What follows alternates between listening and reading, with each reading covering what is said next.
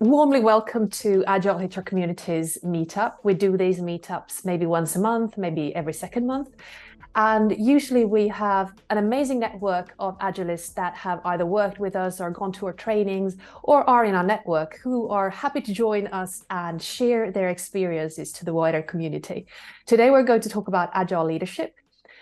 With the thought about both around transformation work, but also personal leadership, how when you learn about agility, how that changes you and your mindset and your behavior. And I'm really keen to introduce or let Michelle, Damien, Jeffrey introduce themselves. We've got Michelle Russell, a General Manager of Talent and Culture from ANZ. We have Damien Woods, who is a chapter lead of learning and growth at 7-Eleven. And we've got Jeffrey Entrop, who is an Agile coach in the New Way of Working team at ANZ, and also our amazing Agile HR lead trainer. So we'll go around the room and let yourself introduce yourselves. So let us start with Michelle. You are warmly welcome as a panelist. I'm looking so much forward to learning from you today. Could you share a couple of words about yourself? Sure. Kia ora all. Michelle Russell. I am beaming in from New Zealand. I am an HR leader, and as part of the ANZ HR operating model within HR, we actually moved to an Agile model about 4 or 5 years ago alongside the business. And so alongside the business in terms of learning and helping support them with the skills that they need to be successful in a model like this, we also tried it ourselves. And so I guess I've got my own lessons, my own battle scars, but also it's been a great experience to sort of partner alongside the business. So it wasn't just telling them how to do it, it was experiencing it myself. Excellent, thank you. There's a lot, you said 4 or 5 years ago. So you've got a significant amount of, as you said, experience and battle scars. I love the word. Damien, you are also warmly welcome. Lovely to have you. Is it from Melbourne that you're calling in from? Yeah, that's right. It's I wouldn't say sunny Melbourne. We've got the rain clouds assembling at the moment. So I'm the chapter lead for learning and growth at 7-Eleven Australia. I actually joined the business just shy of 3 years ago for our Agile transformation. So I was a work stream owner there. I owned the ways of working and capability work stream in our transformation. And so initially went in for the 12 months program of work to help land the transformation, but just love Agile ways of working so much, and particularly the way that learning and Agile intersect so nicely that I decided to stay and still happily working, helping embed Agile ways of working in our business today. And that's happening all around the world currently. So it's very cool to have you both here and share. And Jeffrey, we've been working together for a couple of years now. You are an Agile HR trainer for us, but you also have a real job on the side. Could you share a bit about your background? Yeah, so I've been with ANZ for about 19 years and always in the learning and development space. And with the cultural transformation of talent and culture about 4 years ago that Michelle was referring to, I took on a role as an Agile coach and was really I was helping the business firstly embed their transformation, and then we went through a few other divisions, and then talent and culture's turn came up, and we were lucky enough to learn from some of the experience of the past, and then we forged ahead and have created our own way forward with Agile ways of working.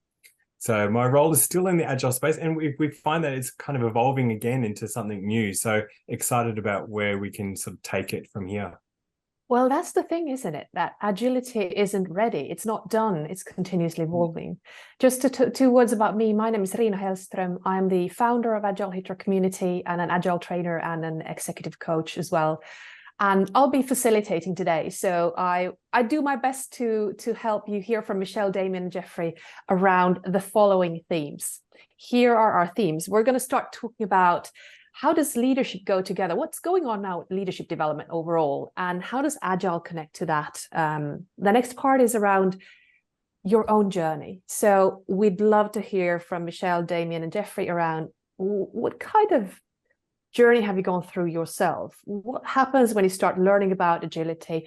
And and then talking about the transformation after that. So going from a personal journey more towards the organizational journey, and then to systemic level changes, because this is not only about leadership and persons, it's also about structures and steering and the mandates around Agile. So this is our journey forward, but I'm going to stop sharing this screen now and just dive right in.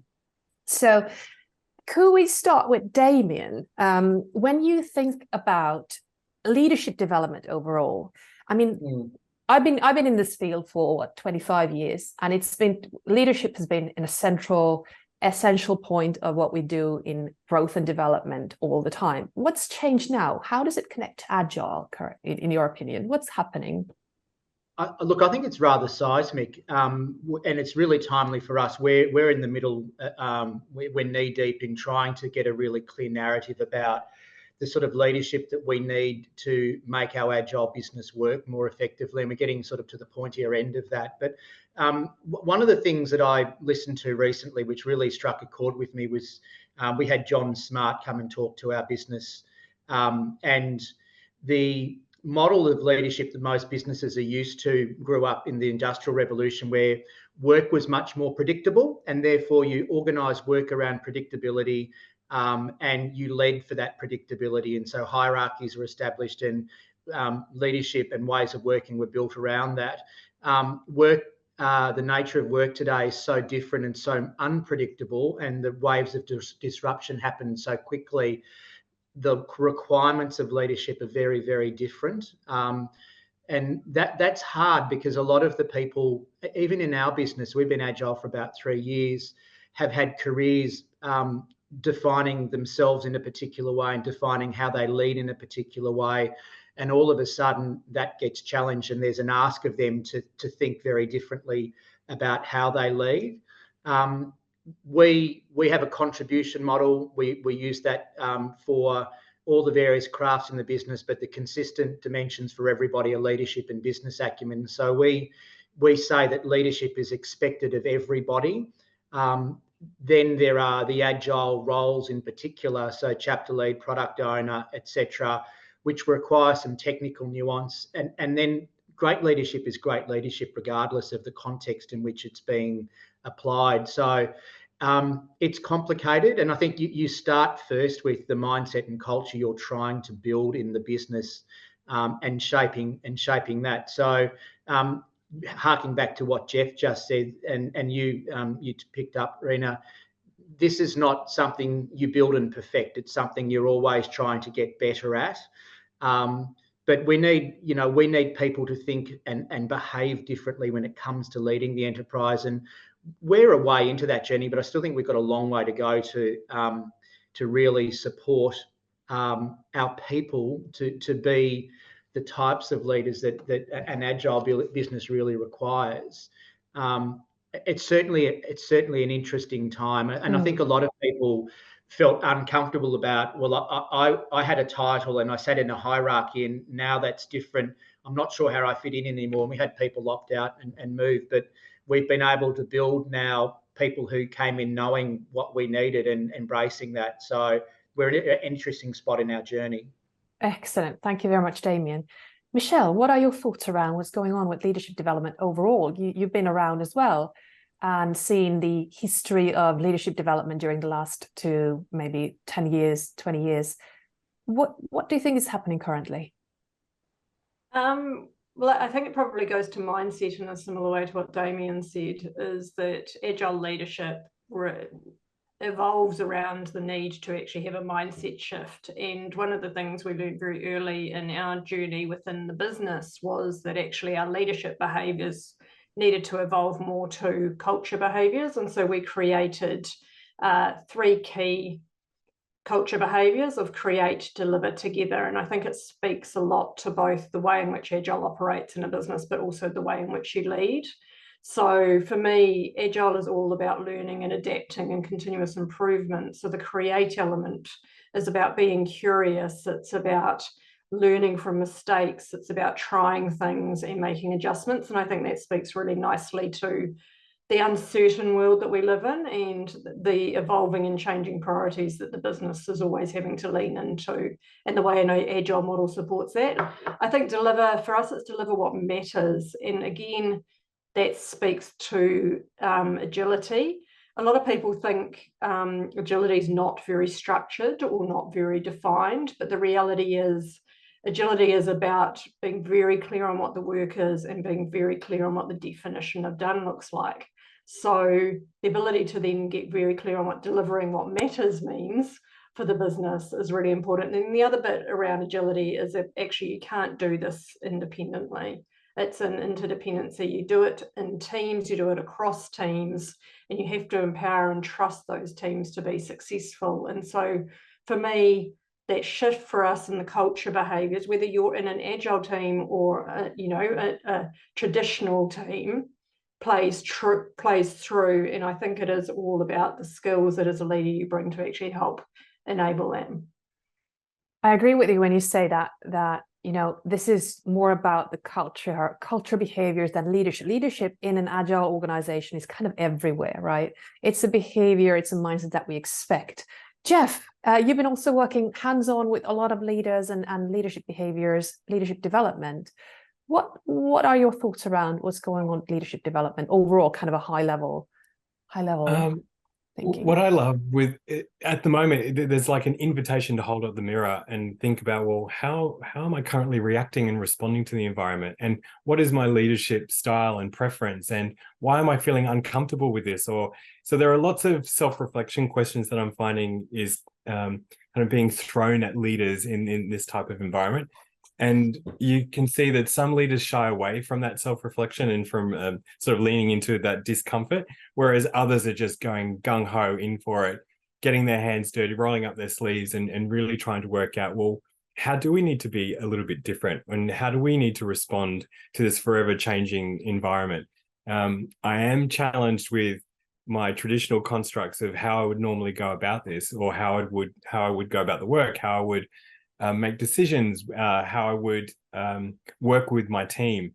So at the moment, I'm finding that there's this strange dynamic. We've got training programs, etc., which are there for leaders to help, but there's also just even being in the work and being in the context and in this environment is inviting people to think a little bit differently and to develop themselves a little bit differently, if they're willing.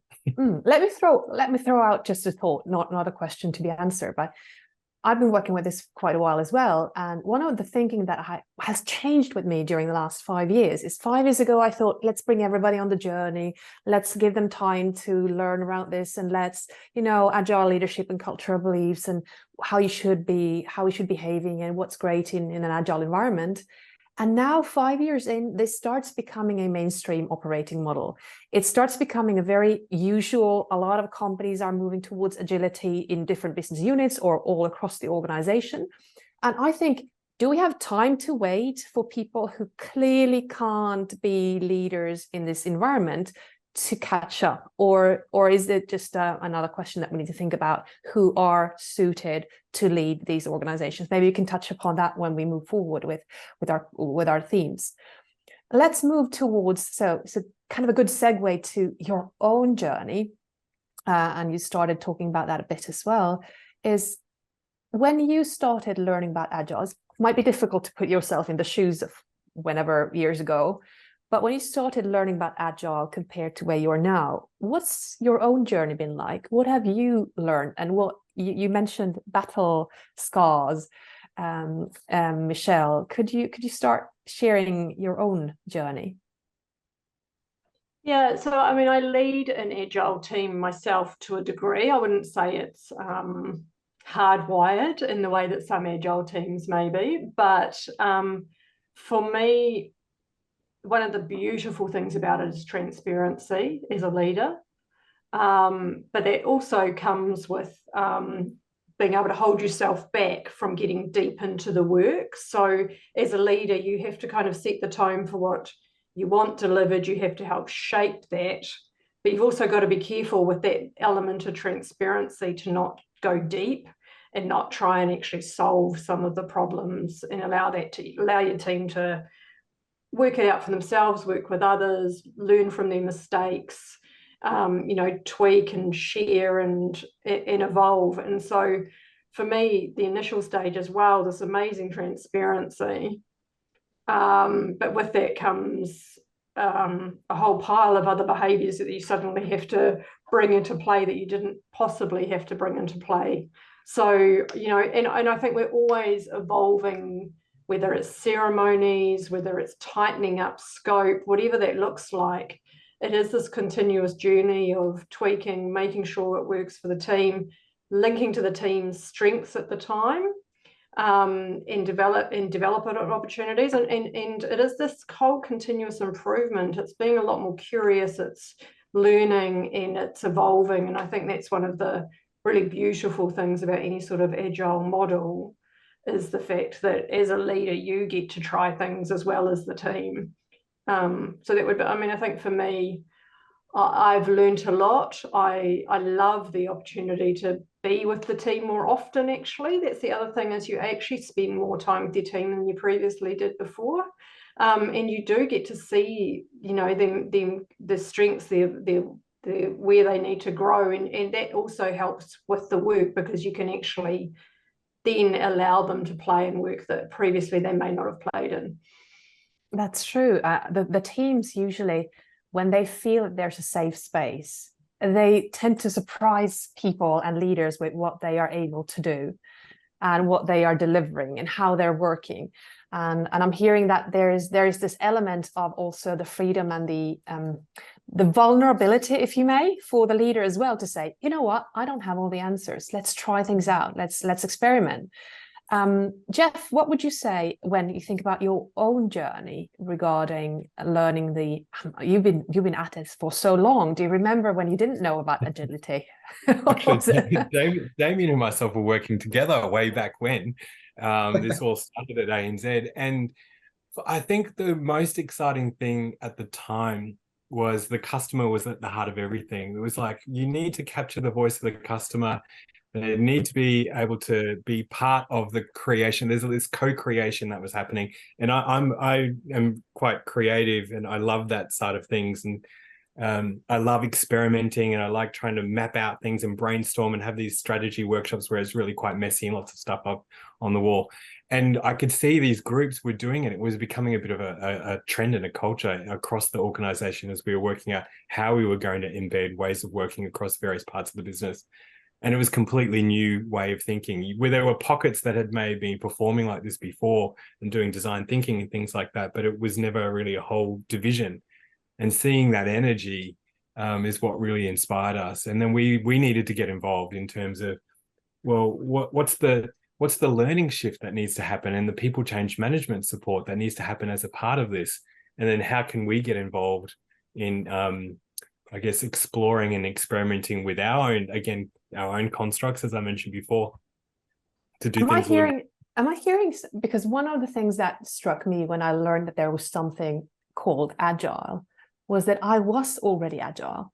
I already thought this way. I had this in my DNA, and I was always customer centric. I was speaking with line managers. I went to talk with people on the shop floor of the factories to understand their work. I discussed with my peers that we can't put out processes that are rubbish that people don't want to use.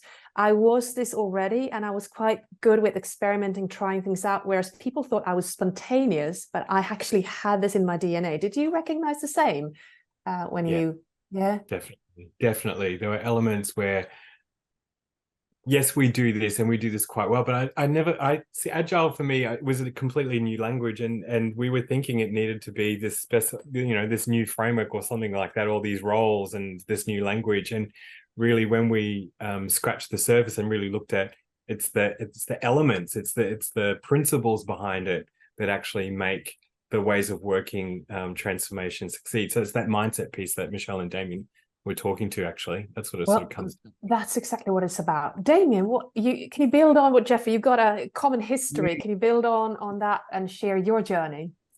Yeah, we do. So as Jeff referenced, we were working together at the time. ANZ embarked on the transformation.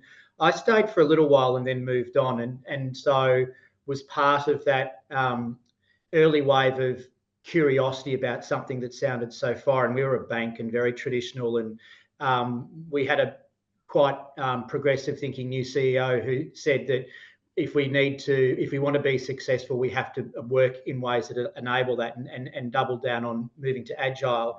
So I got the initial phases there, but didn't stay long enough to see the really embedding stages that came after that. I moved to another bank where, again, in pockets, parts of the business were trying to apply some ways of working and some agile mindset, but it wasn't a wholesale transformation. It was trying to cherry pick the bits that made sense or sounded right. And then I left and went to a business who said, we're doing end to end. They're not so. Both big banks, previously 40,000 plus employees, to a business of about 600 in support office, which was where the transformation was touching. And we did the bells and whistles, so structure, roles, mindset, the whole deal. And I've stayed through that program to embed now over a couple of years. I'm just fascinated by a couple of elements of that. One is change is hard for people. Humans aren't typically very good at it, and so there's got to be a commitment to staying the journey. There's got to be a willingness to be comfortable being uncomfortable, and I remember that was part of the vernacular at ANZ in the early days. We're going to get into a space that feels foreign and uncomfortable, and we've got to learn to be okay with that. And I suppose that goes back to that discussion earlier about the VUCA environment of work today.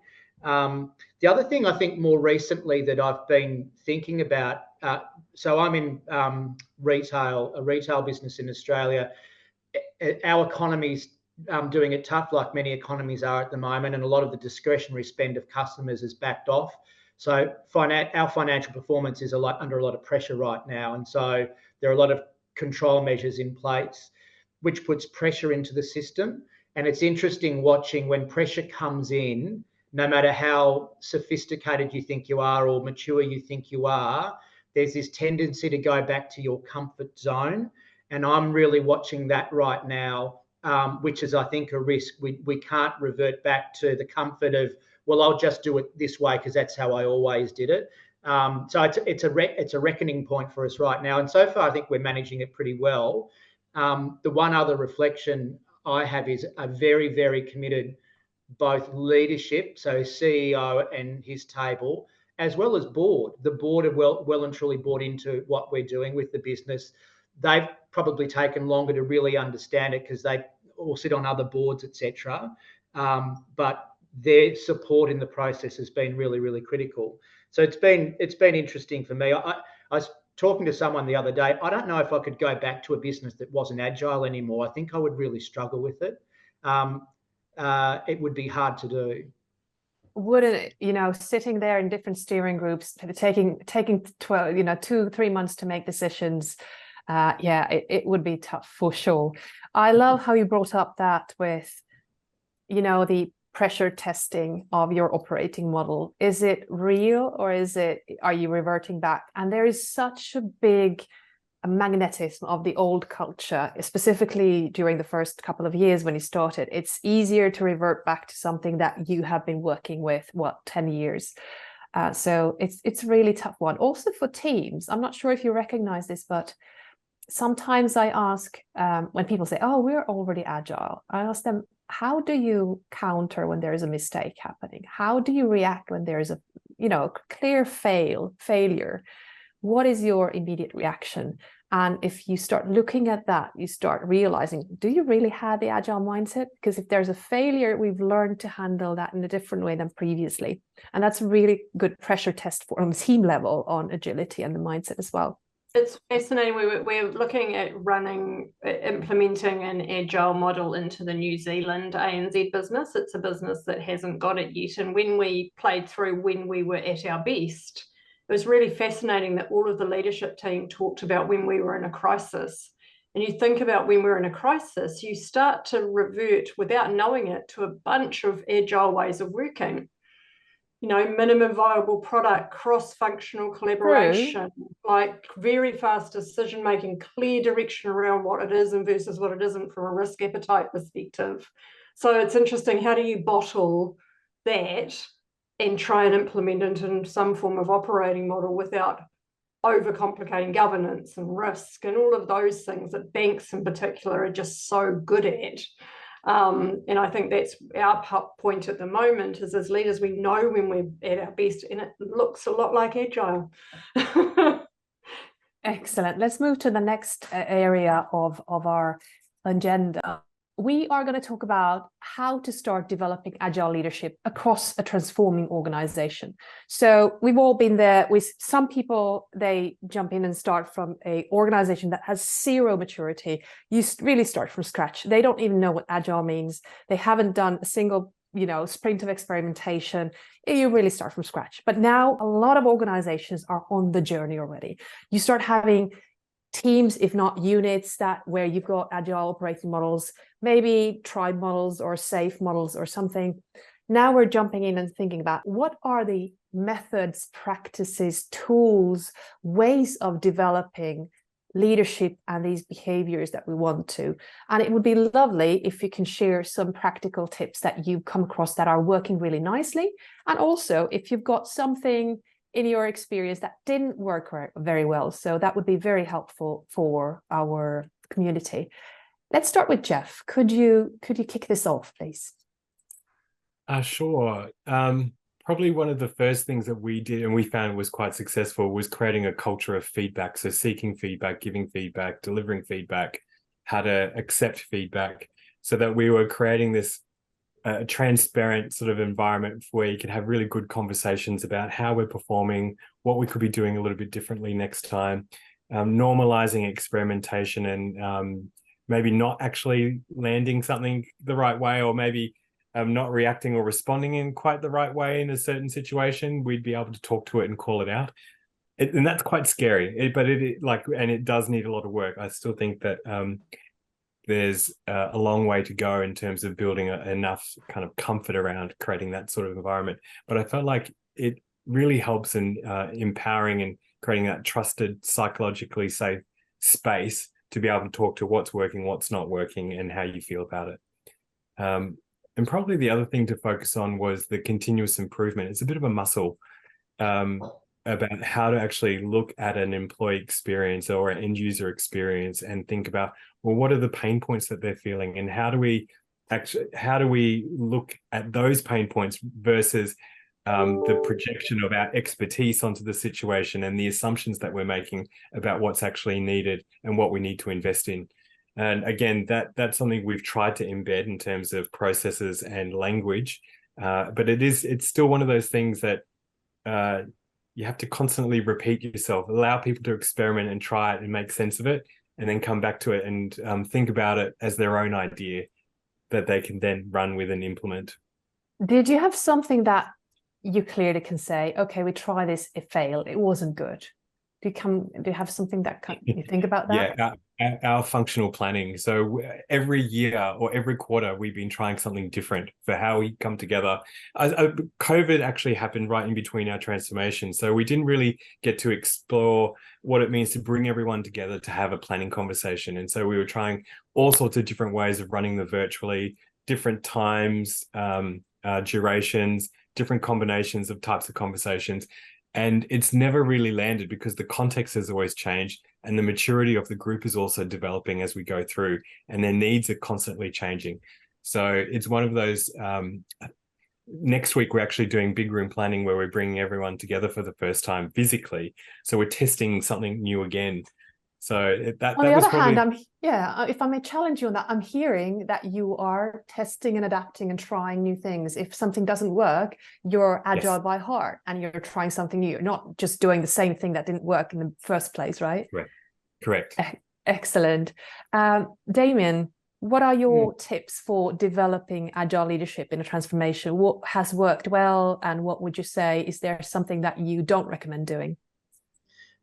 So I remember, again, it was back at ANZ, we did some work with Robert Keegan, who wrote An Everyone Culture, which I actually have on the desk next to me here.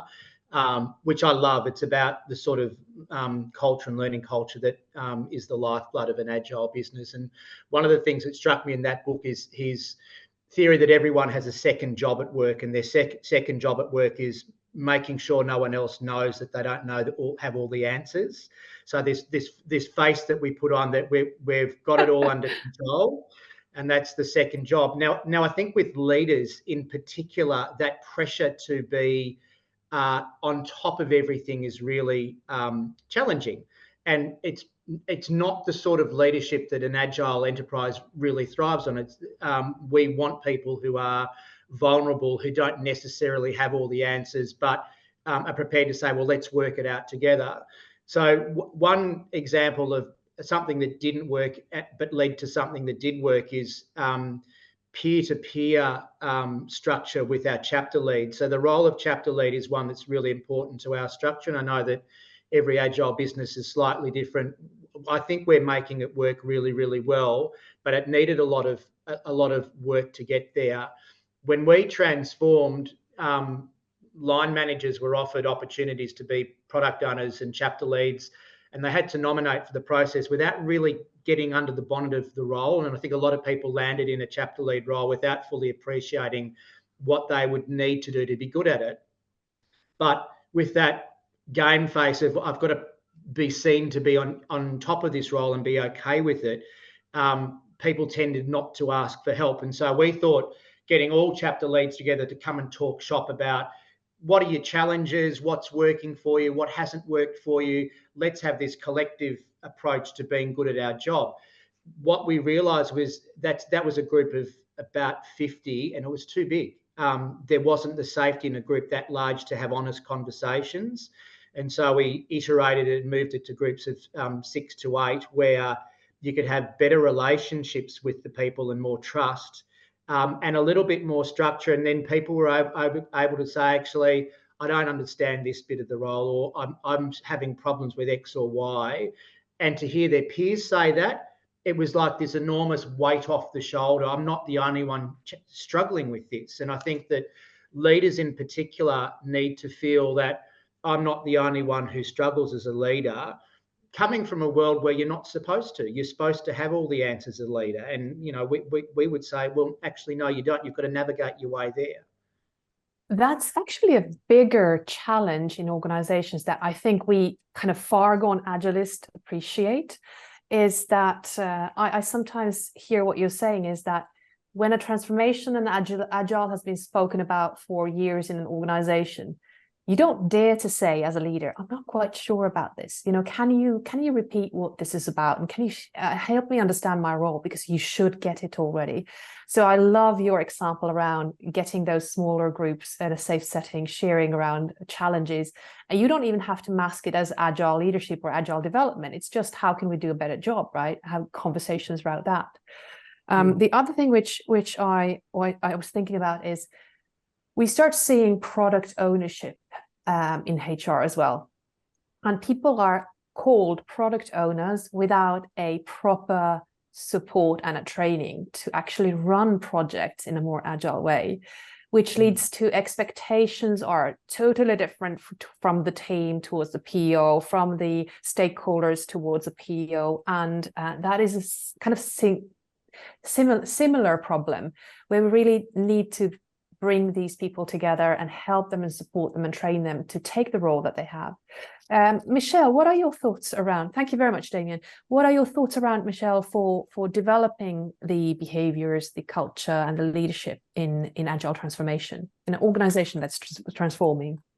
Yeah, I mean, firstly, on the product ownership, I think one of the tricks of Agile is not hardwiring it. So you've got to know when the product doesn't need nurturing anymore. So if I take from an HR example, performance management, you could have a product owner that will continuously iterate that product, but does the business need it continuously iterated? Is it fit for purpose? And at which point you move the product owner onto something else. So for me, there's an element of an Agile model continuously evolves and iterates, which is difficult for any organization that is used to hardwiring their roles and responsibilities. So that was that just on that piece. For me, we've in New Zealand specifically, we've taken more of a not going to call it stealth, because we've been very open around the fact that we were going to go with a form of small A agile. And so we've introduced prioritization and planning. We've introduced anchoring the work to a definition of value.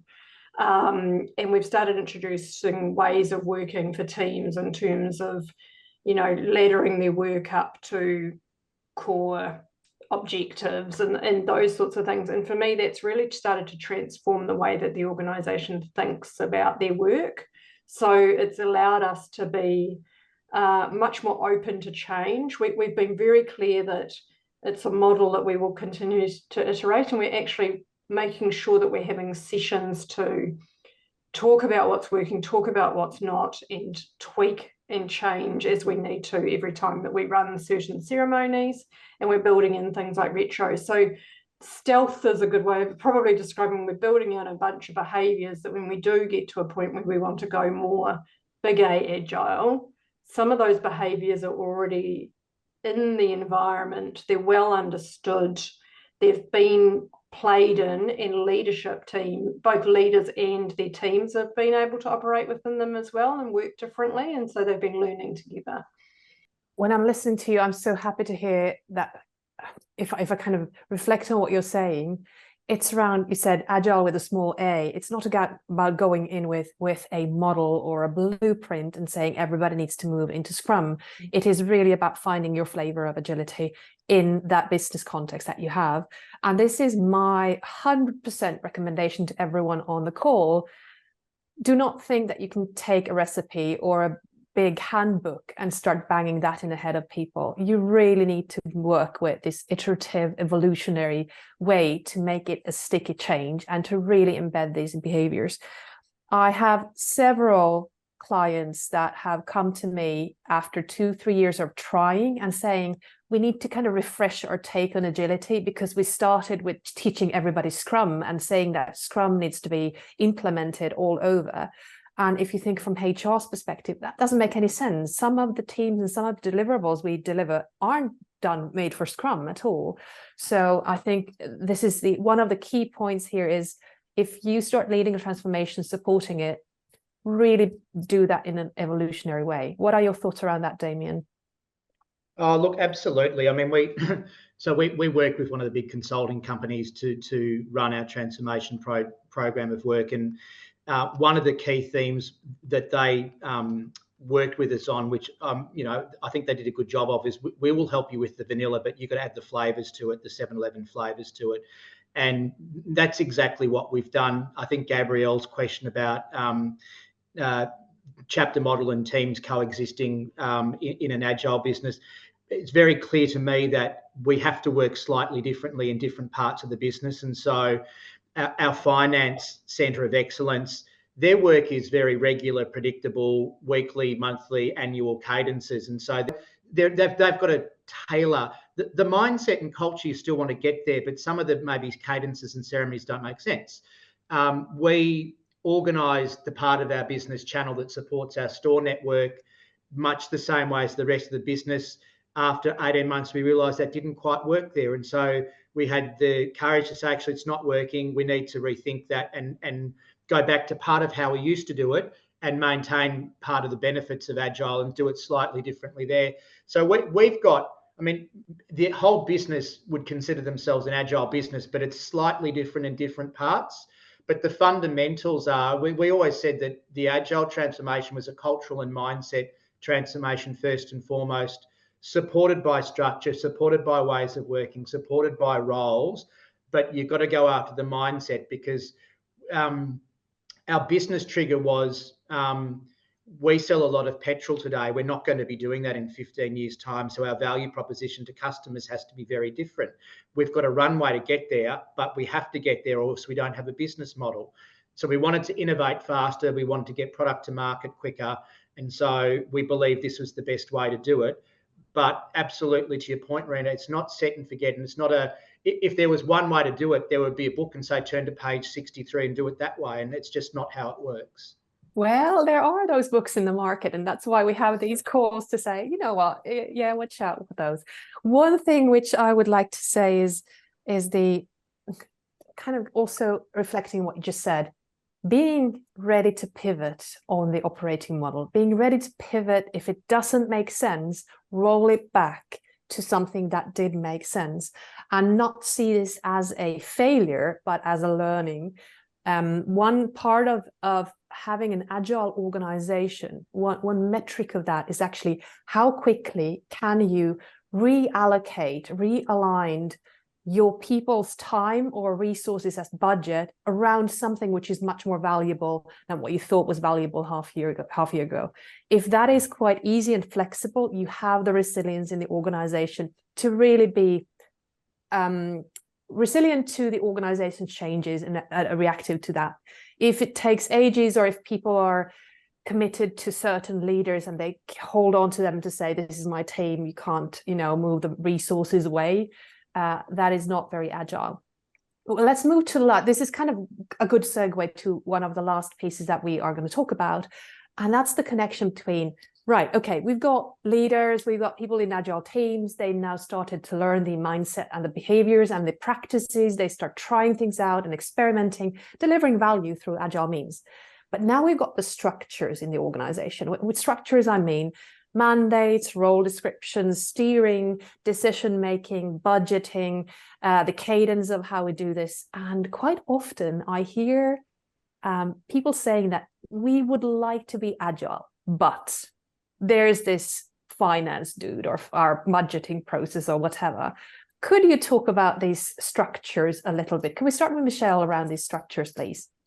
Gosh, they're ingrained in organizations and in banks. I mean, gosh, we do this stuff really well, right?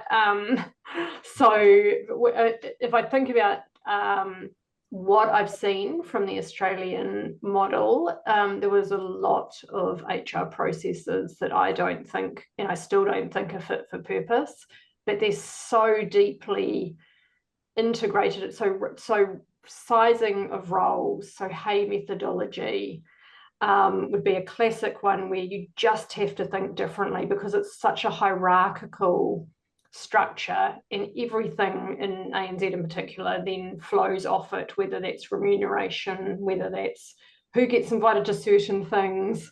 That's the sort of thing that it takes a lot of courage to change, and it's a huge change management activity. But actually, if you want to truly enable an agile operating model, you have to face into some of those difficult decisions. I think finance is the other one. The difference between funding investment projects versus BAU. And the reality is, in scenarios like this, if you go deep agile and heavy agile, then those finance structures don't work particularly well. And we're having conversations at the moment with our finance teams before we go too deep in New Zealand around chargeback models and things, and the fact that you have half teams that are and half teams that aren't. But the reality is they're all working on projects that we've determined are valuable and pieces of work that we determined are valuable and are anchored back to the delivery of our strategy. And so it's actually just getting in the way of us being able to be successful. So for me, I think in particular finance and HR process, I think risk is probably a bit more flexible. Mm-hmm. Dare I say it?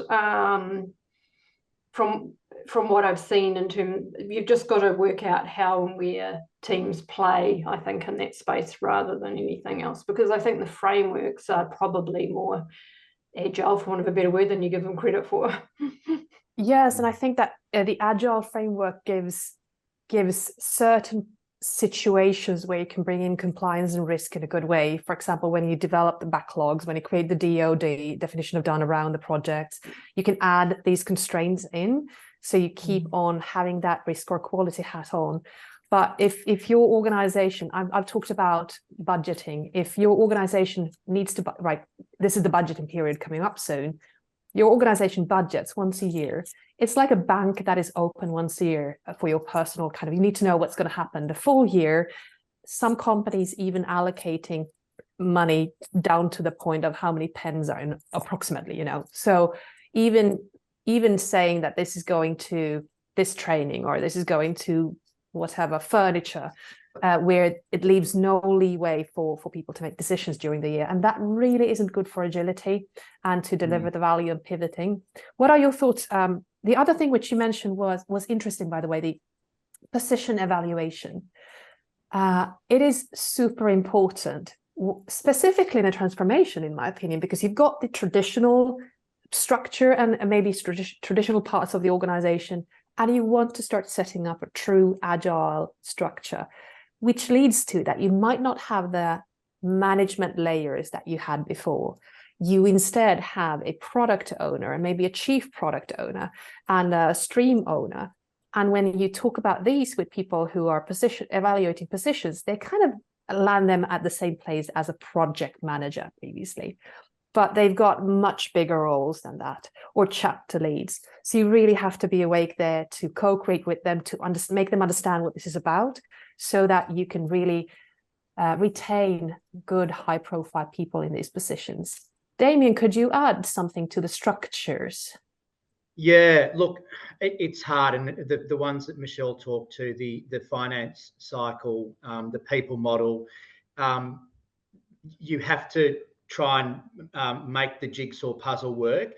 My first observation is it's still a work in progress at our place, but we're much, much better at it a couple of years in. And a big part of that is how we've gone about solving for it. People actually collaborate and try and work it out together, and that makes an enormous difference. I think you can be better at it. And I think looking at our annual cycle now, which hangs a lot off when budgets need to be set, etc., but it's not the entirety. It's working better, and I believe we'll get better at it. The people model, that was an interesting structural change as well, because we had to do a lot of stuff differently. So in terms of position evaluation, I mentioned the contribution model. We moved away from, position descriptions or role descriptions to you're being hired into a craft in your chapter at a particular point on the contribution model. And we do pay points. We don't have bands, we have points. And so I might be hiding at an expert 3.4 learning expert. There's a pay point for that. Now, it's got its pros and cons as well. But we've had to change a lot of the way we manage the people cycle. We moved away from performance evaluation to your contribution and whether or not your contribution warranted a move up through the contribution model.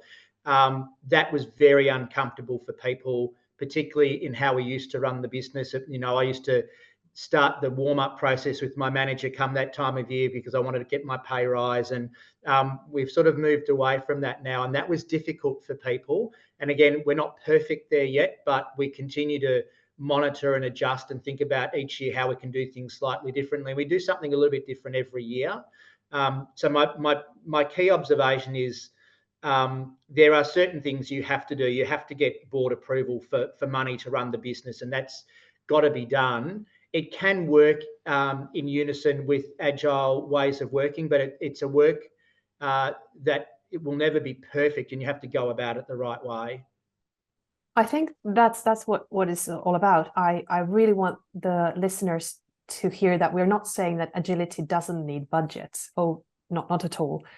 We, of course, are in with budgeting and understanding the financials of the organization, but it needs enough flexibility to be able to allocate resources according to the value needed. So one thing that comes up to me when you said board approval, there was a question that I got. This is a great place to take in that one. Could you ask Damien how they convinced the board, please, around agility? Is there something that you could share around the ways of onboarding a board that has very specific, legally required roles? Could you talk about that just for a couple of minutes? Yeah. Sure. Well, look, it started with the business strategy. So we knew we had to change quite fundamentally our value proposition to customers. It meant that we had a window of opportunity to move away from one very significant revenue stream into a new one. And then we asked ourselves, what's the best way to do that from a business perspective? And it meant we have to take some bigger bets around innovation and experimentation. We wanted to lead the market. We wanted to move faster. And we then reviewed numerous different operating models against a set of criteria to achieve the business strategy. Agile won the day. Agile was the way of working, the operating model that made the most sense to what we are trying to do as a business. And I think, secondly, we've got a bit of a history of being willing to try new stuff, which was fertile soil for the move to Agile. And look, finally, the board had to approve the transformation program. Cost a lot of money, and that money had to be approved by board. So the business case had to be put to board with the benefits that we believed it would drive, with hard measures, and we still track those now, some of which we're going okay on, some of which we're still struggling with. But they had to be bought in. We wouldn't have been able to do it if they hadn't agreed to. And this is one of the key findings as well in the State of Agile questionnaire that you can, or survey that you can find results of. One of the key blockers of agility is that you don't have the support from the top. So this is a key crucial element. Let's jump to Jeffrey. With the structures and the mandates and the kind of all that infra or environment around the teams and around the leadership, what are your reflections on that, and how can we evolve that part? What we have noticed is that there are some of these partners are thinking about or are starting to move towards the more agile way of working themselves. And again, it's a more pragmatic approach. So they're not trying to implement a set framework, but they're looking at what the other divisions have done, what the other divisions need. We partner really closely, for instance, with our technology group, and we co-create our backlog together so that we understand what they've already got that they need to focus on, and then what capacity could we possibly then steal to help us build our own backlog. So we've got a lot more open dialogue happening now with our various partners, to, I guess, help build an understanding that we need to be collaborating as an organization. So we're no longer these sort of separate divisions. We are all ANZ, and we are all needing to work together to get things done. And again, there's still a long way to go with all of that, and we're all learning from the conversations. But I feel like there's a lot more openness now than there ever has been. And what's really easy about this now, like 6 years ago when we were speaking about Agile, people thought we were aliens because we were speaking a very strange language. Now it's starting to be quite normal. People are understanding the operating model. It's just a struggle of how do we move these structures that have been there for tens of years towards a new way, or maybe even have dual models of things. One of the clients I work with, I think it was really, really courageous, is they realized that they are having a double steering. They had the agile steering in place, and then they had the traditional steering groups, once a month or every second month. And they just said, we need to move away from double steering because we're just sitting in meetings. We need to focus on getting things done. So they said, for a quarter, we stop all the other steering groups and see what happens. And they did stop them for a quarter, whereas the agile steering, the product ownership, the backlog, the portfolio was working. And then they realized they needed a couple of these steering groups on top of that. So they kind of brought them back, but they could actually get rid of 80% of the traditional steering groups that just sat there, looked at the same backlogs, looked at the same portfolio, made the same decisions as they would have made in the agile structure. And I think that was genius. Any comments on that, Michelle or Damien? I don't think we've nailed that yet at ANZ, but I think the key is actually in any agile model, you still have accountable people in some way, shape or form. So if you can bake some of that governance, dare I say it, into the role of the accountable person, then that takes away from some of that wider overhead, I think, that we're so used to. So that would be my take on it, would be make sure that those people are well aware what they're responsible and accountable for, and make sure that there's ways in which that you can monitor that, would be my take on it. Excellent. Damien, a short comment? Yeah, the one add I would have, our CEO quite often questions, why has that come to the SLT for a decision that doesn't need to anymore? So when he sees we're putting unnecessary bureaucracy into decision making, he'll call it out. Which makes a lot of difference, because people have to feel safe that they are empowered to make decisions in some spaces. In other ones, we still need structure. But him doing that makes an enormous difference. I love your comment. It needs to be a mindful decision where decisions are made. And also, I call those boomerangs. It's a boomerang decision. I'm not going to make this. It is your decision, or it needs to be happening somewhere else to do that as well. Time is running out. We've got just 2 minutes, and I want to make sure that I am doing a good job of thanking you. I've learned a lot. I've loved to listen to your experiences, and I'm sure based on the chat comments, people are very much appreciating this call. So I want to thank you, Michelle, Damien, and Jeffrey, for taking the time, for sharing your experience and being so down to earth about this. It is not rocket science. It's change as any other change. But I think that this is going to be an exciting future in 10 years where we're going to see these operating models as the standard. So any closing words from you? Would be lovely to have just closing words. Jeffrey, you start. What would you like to say for the community? Experiment. Be fearless experimentation. Excellent. Thank you. Damien, what was your last wisdom? Back yourself and stay the distance. Excellent. Michelle? Probably definitely both of those things, and do it at the pace that makes sense for your organization, probably. So if it means doing things a bit more slowly, but playing with some of the practices, then do it that way so that you're actually taking people on the journey.